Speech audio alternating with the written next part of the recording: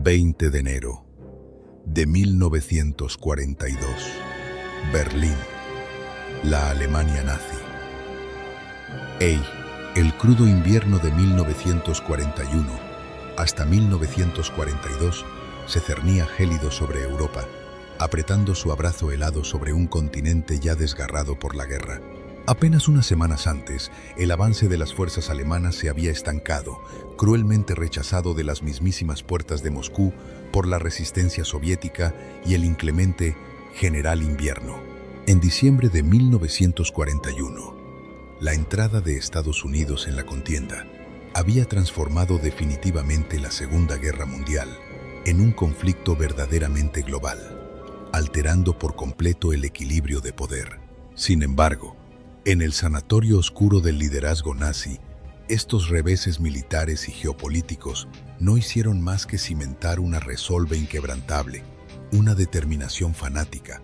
Mientras el frente oriental se desmoronaba en un caos de escarcha y sangre, 15 hombres selectos de la élite del régimen desviaban su atención, con una fijación implacable y aterradora, hacia la planificación de su campaña de exterminio contra los judíos de Europa. Entre ellos destacaba Reinhard Heydrich, una figura cuya frialdad y astucia le habían valido apodos como el Carnicero de Praga y la Bestia Rubia.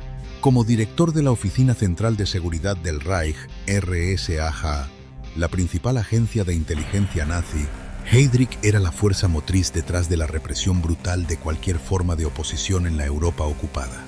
Su mente metódica y despiadada era el motor perfecto para dar forma al horror venidero. La mañana del 20 de enero de 1942, una caravana de coches negros, discretos y silenciosos, se detuvo ante una elegante villa situada a orillas del helado lago Wannsee, en los idílicos suburbios de Berlín.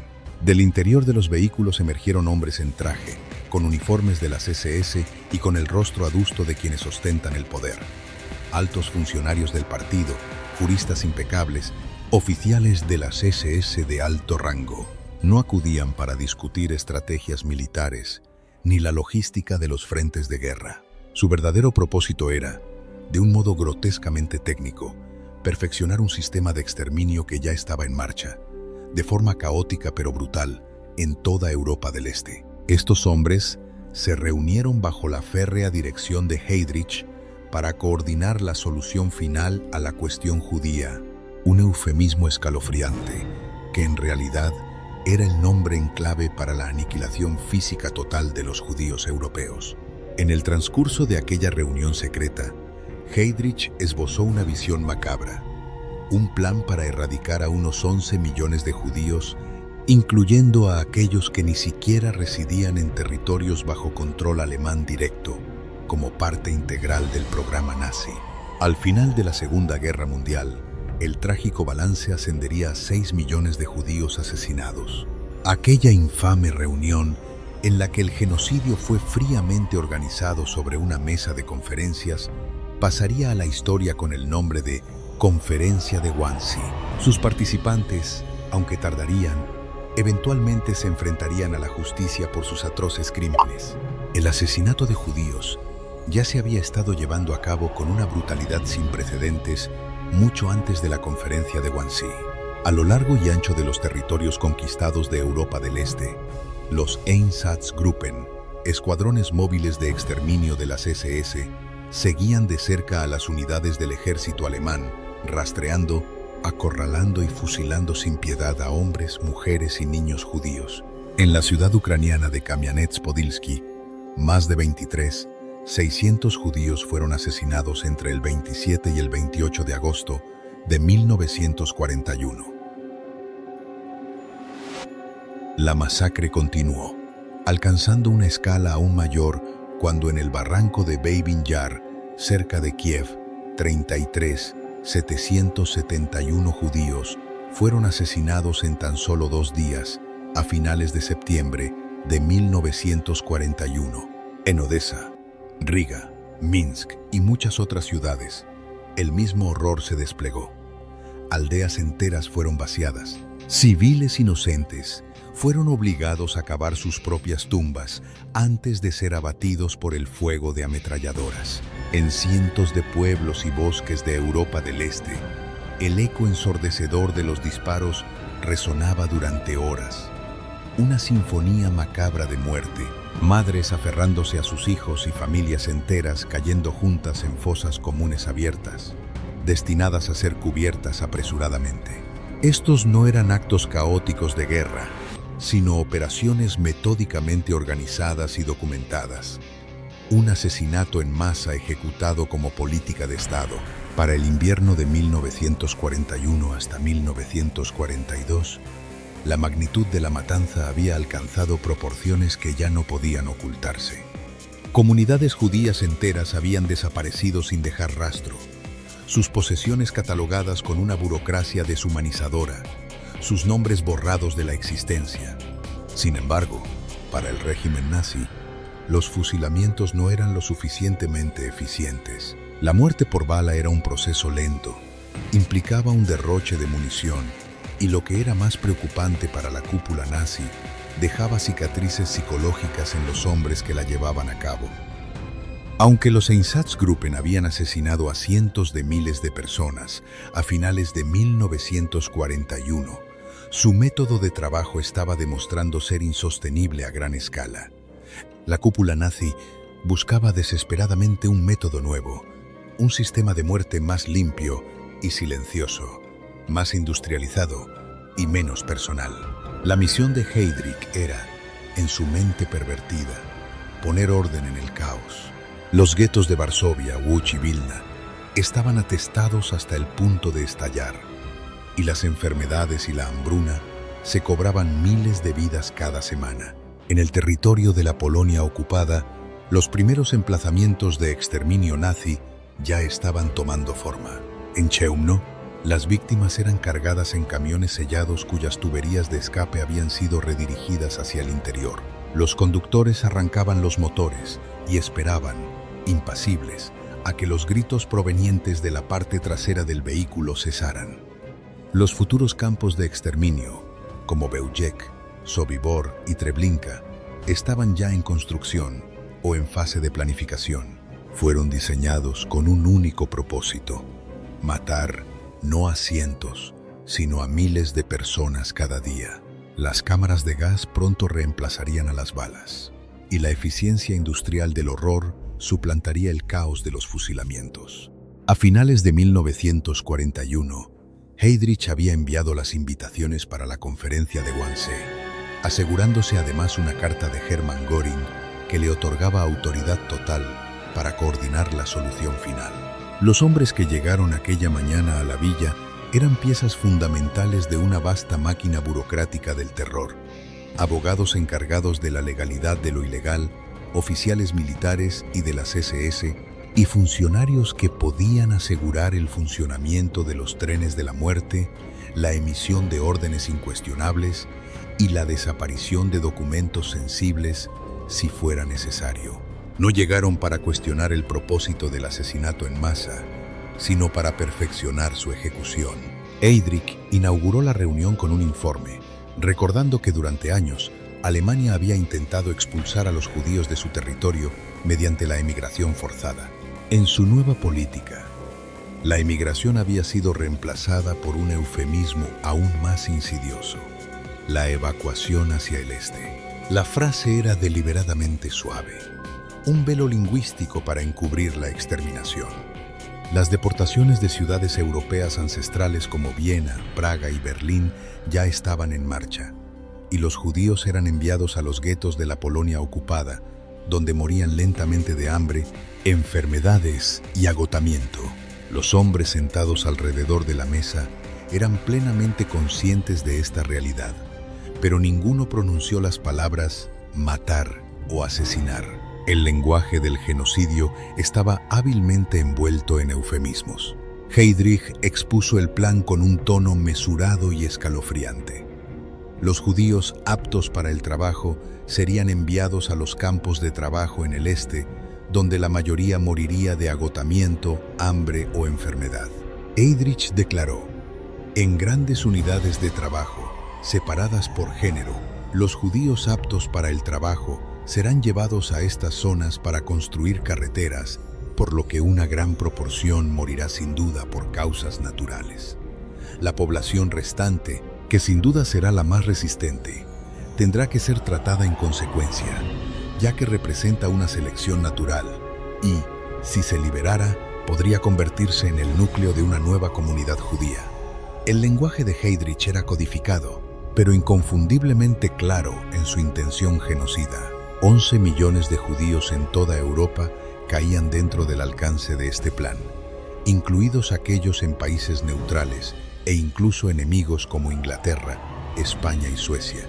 El SS Obersturmbannführer Adolf Eichmann, sentado discretamente cerca, había preparado detallados gráficos que enumeraban las poblaciones judías de cada país europeo hasta el último millar. La conversación no tardó en derivar hacia cuestiones prácticas de definición. ¿Quién debía ser clasificado como judío? ¿Qué pasaba con las personas con uno o dos abuelos judíos? Wilhelm Stuckart, coautor de las infames leyes raciales de Nuremberg, habló con el tono distante y técnico de un erudito legal. Los matrimonios mixtos, sugirió, podrían disolverse por decreto y los niños serían esterilizados para prevenir la contaminación racial. Dado que Heydrich tenía una visión ligeramente diferente sobre este tema particular, los participantes acordaron posponer estas cuestiones detalladas para futuras conferencias que abordarían específicamente la implementación de tales definiciones. Los demás asintieron en silencio, aprobando tácitamente las propuestas. Joseph Buller, el representante del gobierno general, la entidad administrativa nazi, creada a partir de la parte ocupada del antiguo territorio polaco, urgió a que la solución final comenzara de inmediato en su territorio, señalando que allí no existía problema de transporte alguno, lo que permitiría resolver la cuestión judía con mayor rapidez. Cuando la discusión terminó, el tono de la sala permaneció extrañamente tranquilo, incluso casual. Los sirvientes trajeron comida y vino, mientras los hombres charlaban distendidamente, fumaban y bromeaban. Partieron satisfechos, convencidos de que el asunto había sido resuelto con pulcritud y eficacia burocrática. Las actas de la reunión, redactadas meticulosamente por Adolf Eichmann, registraron sus decisiones en un lenguaje clínico y burocrático, desprovisto de cualquier atisbo de emoción. No había mención de la muerte de miles, solo de evacuación, reubicación y reducción natural. De las 30 copias distribuidas, solo una logró sobrevivir, hallada en 1947 entre los archivos incautados al Ministerio de Asuntos Exteriores alemán. Este único documento se erige como uno de los registros más escalofriantes de la historia moderna. Una prueba irrefutable de que el asesinato de millones no fue concebido en un arrebato de ira, sino fríamente redactado y planificado con una lógica implacable en una villa de los suburbios de Berlín. A partir de la mañana del 20 de enero de 1942, con la conferencia de Wannsee, la maquinaria de la muerte se puso en marcha con una eficiencia aterradora. Menos de 2 meses después, en marzo de 1942, las operaciones de exterminio comenzaron en Beujek y continuaron hasta diciembre de 1942. Sobibor inició sus operaciones en mayo de 1942 y funcionó hasta octubre de 1943. El centro de exterminio de Treblinka abrió sus puertas en julio de 1942 y cerró en agosto de 1943. Todos estaban estratégicamente ubicados en la Polonia ocupada por Alemania y operaban con una precisión industrial macabra. Las víctimas, que llegaban en trenes de ganado, eran engañadas con la promesa de ser reubicadas para trabajos. Sus equipajes eran etiquetados, sus objetos de valor confiscados, y a los pocos minutos de su llegada, eran despojadas de sus ropas, hacinadas en cámaras disfrazadas de duchas y gaseadas hasta la muerte. A medida que la guerra se volvía en contra de Alemania, muchos de los hombres presentes en aquella conferencia encontraron sus propios finales. Algunos pagaron el precio más alto por sus crímenes. Reinhard Heydrich no vivió para ver su sistema de exterminio alcanzar su máxima expresión. El 27 de mayo de 1942, combatientes de la resistencia checoslovaca atacaron su coche en Praga y Heydrich murió pocos días después a causa de las heridas. En represalia, las fuerzas alemanas asesinaron a cientos de hombres, mujeres y niños inocentes en el protectorado de Bohemia y Moravia, en una orgía de violencia sin sentido. Roland Freisler, el juez más fanático e infame al servicio de los nazis, conocido por sus juicios espectáculo y sus sentencias de muerte vociferadas, murió en un devastador bombardeo aéreo sobre Berlín en febrero de 1945. El edificio del Tribunal Popular fue alcanzado mientras Freisler presidía un juicio, y una columna de mampostería se desplomó sobre él, matándolo al instante. Rudolf Lange, quien había supervisado los fusilamientos masivos en Letonia antes de Wannsee, se quitó la vida en 1945, mientras el Ejército Rojo avanzaba inexorablemente hacia la ciudad de Poznań, que Lang defendía como comandante. Alfred Meyer, secretario de Estado para los territorios orientales ocupados, también optó por el suicidio en los últimos días de la guerra, incapaz de afrontar las consecuencias. Heinrich Müller, el temido jefe de la Gestapo, desapareció entre las ruinas de Berlín en los últimos días de la Segunda Guerra Mundial. Lo más probable es que fuera asesinado o se suicidara durante la caótica caída de la capital, pero su cuerpo, si alguna vez fue recuperado, nunca fue identificado, lo que lo convirtió en uno de los grandes misterios del régimen. Eberhard Schongard fue capturado por las fuerzas británicas después de la guerra y llevado ante un tribunal militar. Irónicamente, no fue juzgado por el asesinato en masa de miles de personas, sino por la ejecución de un aviador aliado capturado. A pesar de esta aparente desproporción en los cargos, su condena lo llevó a la horca en la prisión de Hameln el 16 de mayo de 1946. Su ejecución, si bien por un crimen menor, sirvió de justicia simbólica por las miles de vidas que había cegado durante la guerra. Joseph Buller, quien tan vehementemente había instado a que el exterminio comenzara de inmediato en Polonia, fue capturado después de la guerra, juzgado en Cracovia y ejecutado en 1948. La ironía reside en que este hombre, que con tanta intensidad había exigido que las matanzas comenzaran en el área donde servía, suplicó clemencia y pidió piedad tras la lectura del veredicto, incluso a través de su esposa. Dados los crímenes en los que había participado activamente, no es de extrañar que todas sus peticiones fueran denegadas. Adolf Eichmann continuó la obra de Heydrich con una precisión incansable, organizando las deportaciones de cada rincón de la Europa ocupada. Tras la guerra, huyó a Argentina bajo un nombre falso, pero la justicia también lo encontró. En 1960, agentes israelíes lo capturaron en una audaz operación y 2 años después fue ahorcado en Jerusalén tras un juicio que capturó la atención mundial y dio voz a las víctimas. Hoy, la casa de Wannsee se erige como un memorial solemne, un recordatorio silencioso de la barbarie. Sin embargo, fue aquí, en aquella fría mañana de invierno de 1942, donde el genocidio fue organizado no con gritos de furia o derramamiento de sangre, sino con voces serenas, palabras deliberadas y el simple pasar de las páginas de documentos administrativos. Una lección escalofriante sobre la banalidad del mal y el poder de la burocracia para perpetrar el horror más inimaginable. Gracias por acompañarnos en el World History Channel. Asegúrense de darle a me gusta, suscribirse y hacer clic en el icono de la campana para no perderse nuestros próximos episodios. Les agradecemos su sintonía y les esperamos la próxima vez en nuestro canal.